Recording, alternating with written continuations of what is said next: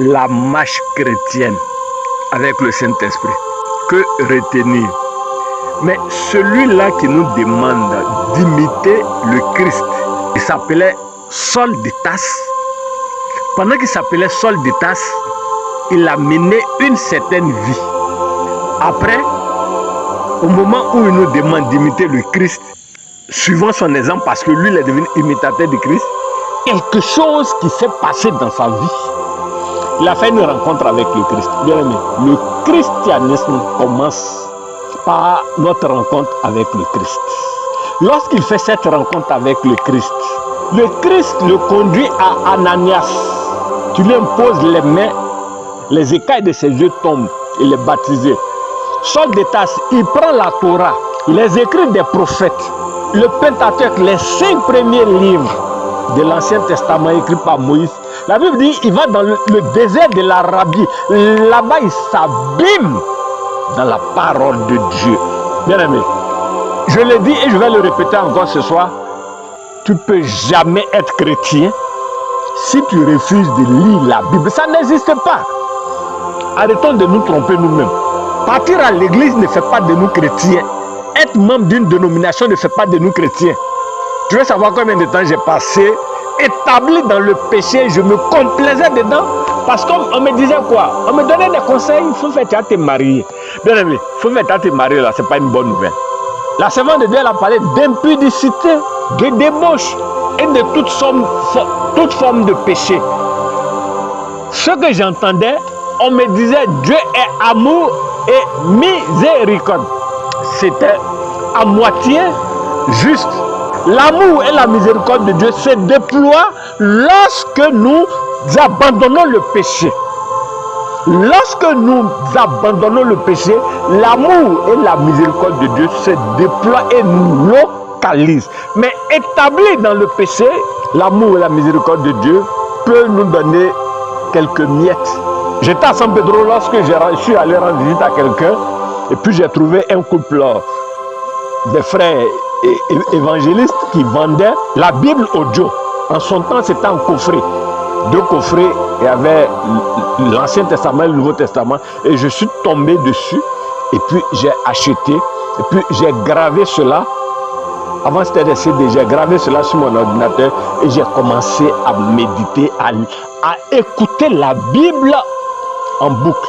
Lorsque je tombe sur Exode, et que je découvre ce passage-là où il est écrit, si tu séduis une vierge qui n'est point fiancée et que tu couches avec elle, paye la dot et prends-la pour épouse. Je dis, mais ça là, ça veut dire quoi?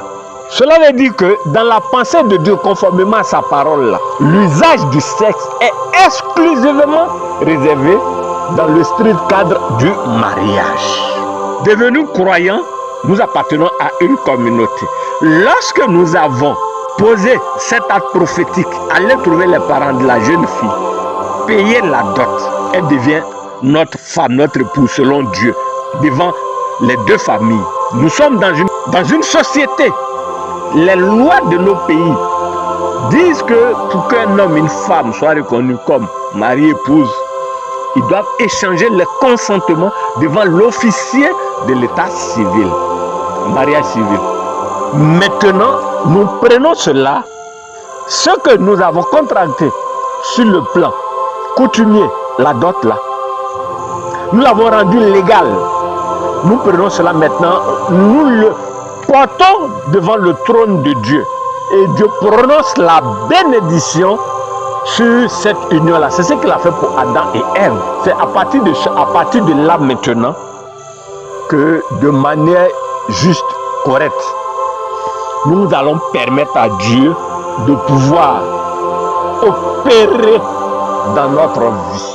Bien aimé, le christianisme, lorsque le peuple à Antioche, les non-disciples du Christ, lorsqu'ils voient les disciples du Christ marcher, se comporter, ils s'arrêtent et disent, mais ceux-là, mais ce sont des imitateurs du Christ. Ceux-là, ce sont les petits Christ. C'est de là qu'est né le nom chrétien. Donc, normalement, logiquement, conformément à la parole de Dieu, pour qu'on te dise, pour qu'on t'appelle chrétien, il faut que tu sois un imitateur de Christ. C'est ce que ça veut dire.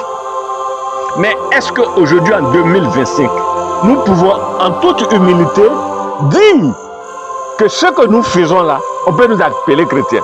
Moi, je dis non. Nous ne sommes pas chrétiens. Nous allons à l'église. Nous appartenons à des dénominations. Nous n'avons rien de chrétien. Nous sommes trop loin. Parce que lisons le livre des Actes des Apôtres. C'est un exercice que je donne au groupe. Je veux nous inviter à reméditer tout le livre des Actes des Apôtres jusqu'à la Pentecôte.